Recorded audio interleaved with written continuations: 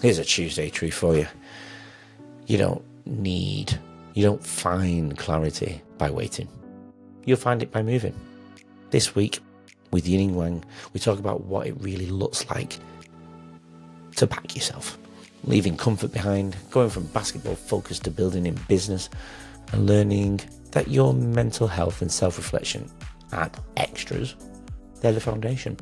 Then we zoom out to the bigger shift, how entrepreneurship is changing fast with tech and AI, and why the ones who thrive next are the ones who stay curious, adaptable, and coachable. So here's the question. What's one step you can take today toward the life that's actually yours? If this hits home, go listen to part 1 and part 2 now. Well, it's Tuesday Truth. Part 2 will drop tomorrow if you're watching it live, but otherwise it's there now. And share it with somebody who needs that nudge. Please give us a follow. Please give us a share. Whatever you can do, comment, like here and there. It all helps. Keep leading your own way and enjoy this week's guest, Yining Wang, all the way from Hong Kong. Before we dive in, I want to give a big, massive shout out to our now new proud sponsor, Eshu Skincare, a brand that truly aligns with leading our own way. This Australian-born company is dedicated to keeping skincare simple, effective, and straightforward. They've made waves in the US, even landed in Macy's and over 300 stores, and now they're back with a renewed focus on healthy skin and real results. If you want authentic skincare that fits your lifestyle, check them out in the show notes. Thanks to Eshu Skincare for supporting real stories and mental fitness on leading our own way. And if you're interested in sponsoring like Eshu Skincare, drop us a message. We'd love to connect. Yeah, because by the age of 25, you were sitting in, I remember you telling me you were sitting in the same boardroom as somebody very huge, right? As the owner of well, I mean, it's your story to share. Tell us a little bit about that, because that's a young age to be sat around that kind of table. Yeah, and I think it's totally fine, and it's I used to work for the Scherling in Sweden, Melker Scherling, and Mr. Scherling, unfortunately, has passed away, but he's one of the greatest entrepreneurs in Sweden of all time. One of the greatest entrepreneurs of all time. He single-handedly created more than 6 global multinational companies with $1 billion valuations. So he was first CEO. He became the CEO of Securities. This is all public information on social media. So he became the CEO of the Garden Company, Securities, in 1940. He invested 25 million SEK back in 1987 for 17.5% of shares in that company, and that amount of money now, that starting capital is what became the Scherling Group, which if you're interested, you can find the story. But more or less, he created 7 multinational companies as one of the greatest entrepreneurs of all time. So I was very fortunate and very thankful for the opportunity to join the family office at that time. They became one management team in Swedish before the call is up. So one management team in the second year to work along with the chairman, which was in a very close time. All the companies that he owned are all public listed. His investment at that time was a public listed company for a young person at that age. It was a great experience for me. I'm super thankful for that experience. It taught me so much. It's definitely have capitalist my entire career until this point. Still remain good friends. We keep close contact with a group. But that it's quite, I would say, because I've really seen quite a lot of opportunities for young people. But that is a very special very special who's really interested in business to be able to see it from that perspective, right? Because usually it takes years to start in management consulting, or it doesn't matter, it's needed to be on the buy side, and also be able to see how some of these really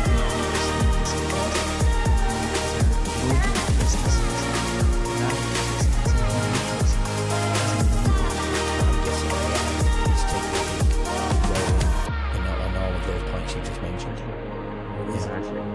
Exactly, and this is what we see quite clearly right now. Is this technology shift. We're talking about business is so radical and so transformative that I think even for me sometimes it can be a experience what is going on, right, compared to what we were just like getting to oh, but we have to adopt, we have to have,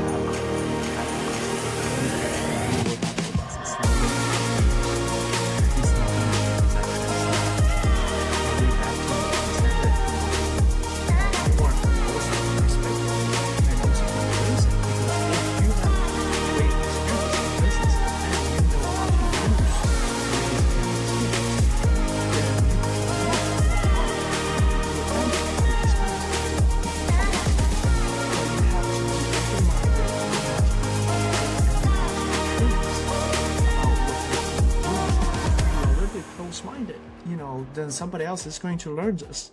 And the gap in productivity is just huge compared to one person with the same experience, same age, with AI versus excluding AI. Right, so that productivity gap is just too big. So we just have to embrace it, learn it, have an open mind around it, be curious about that, and see if, given these wonderful tools, how can I create more or create better within my workspace or within whatever the things you and I do. Yeah.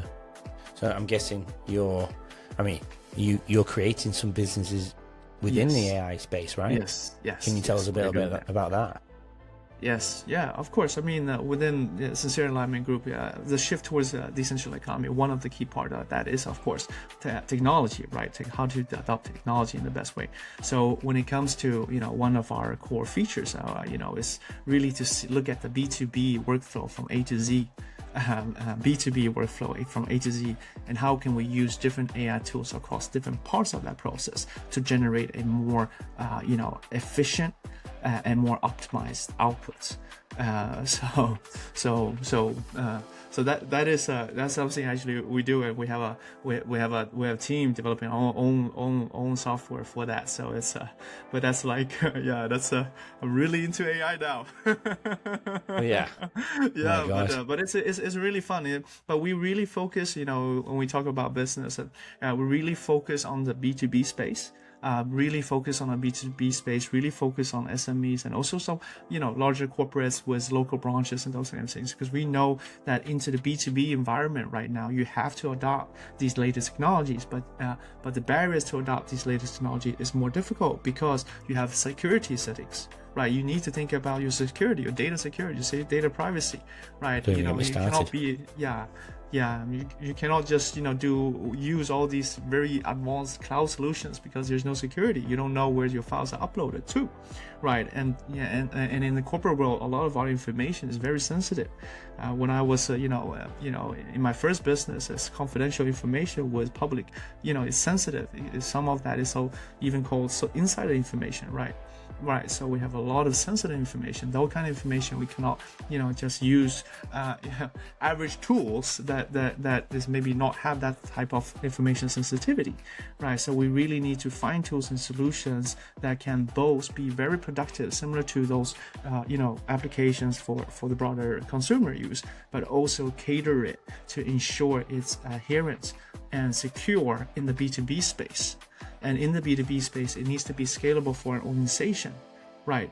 So there are certain requirements, especially in terms of security and also professional usage within how an organization is set up, that we need to make sure these tools can adhere to. So it's customized for a larger organization with different roles and different departments and different regions that does things slightly different. So so one part of our business right now in terms of Sincere Alignment Group is to really see how can we leverage the latest tools and make it more accessible and localized, customized for B2B users. Do you think people are living in fear as it is? As a whole? I think we all have, because the world is changing so fast, and we have the, social media and all these kind of things, right? Like, and a lot of aspirations and the way that we live right now in this modern world. I think most of us, including myself, are a little bit trapped, in this so-called 3D world. We have mortgage to pay. We need to invest. We have a new business that have to invest up front. Time, money, and relationships. I need to, do things for that relationship, our kids, our future. How is their future going to be impacted, right? And then we have unpredictable events. Tariffs also is a big thing. AI is threatening. I cannot say it's not threatening. It is threatening, for a lot of people, including myself at times, right? So how is this going to change, right? And we have geopolitical issues all the time on the news every day, right? So there's of course a lot of things if we, quite fixated and try to attach, and then we have our own journeys, which we'll come back to. Our own journey, we want to achieve, we want to aspire, we want to impress, right? We want to get things, we chase things. So all of those things creates, a quite, I would say, perfect role in our mind. But if it's not perfect, then we will become reactive. Right. So therefore, what is important is to understand that and lift yourself outside of it. Look at yourself from a 4D dimension or from a higher dimension, and then you see that all the things that we're chasing, anything that we're stressed about, anything that we are concerned about, doesn't really. But it is it's not easy, right? It is not easy. But overcome your own fears, overcome that doubts, and the way to do that is to dissect that introspection is important, to be able to understand where does that really come from, why do I really feel that way, why is it that I become reactive this way, and then how do I overcome it. For every time you overcome one of your mental barriers, you elevate. You see things from a different perspective, and that will enable you to move forward in a slightly different way. Do you think people, though, in order to make that change, a catalyst has to occur? I don't know, maybe a crisis, for example. I mean, for me, at one point, change only occurred because the pain of staying the was greater than the pain of making a change. Do you think people have to go through that in order to make a change and run through the fears? Do you know where I'm coming from? Yeah, of course. I think it's slightly different from person to person. Everybody is slightly different in different situations. Definitely, if you've gone through a crisis, something like that, that will change your worldview, right? That will definitely shift your worldview. Which also for me has happened as well. That tilted that trajectory even further. But at the same time, it could also be that we become more aware throughout the daily challenges, and we are just curious. We're just curious to understand why do we behave in a certain way, right? So if something crisis happens, that could be a catalyst. But other than that, is if you are a bit more, I would say, interested, right, and curious about philosophy, about history, right, and listening to, for example, your podcast is a great way to become more inspired and think about this from a slightly different perspective. If you're curious, then you will be able to keep up and catch up on all these things, right? So then it will help you facilitate to have a slightly different worldview compared to the one you grew up with. But I do understand. We are conditioned, right? I think that's a good word for that. We are conditioned in different ways, and that is why it is important for us to review those conditions and ask ourselves, are those conditions still valid? Yeah. What you just witnessed is only a snippet of our amazing conversation this week. This is what Leading Our Own Way is all about. Real stories, real transformation. If you're watching this before Wednesday, part 1 dropped yesterday and part 2 releases tomorrow. But if you're already here after Wednesday, all parts are available now. Head to YouTube, Spotify, Apple Podcasts and every other major platform and look for the numbers on the bottom left-hand corner of the episode's covers to start with part 1. Trust me, you don't want to miss this incredible journey.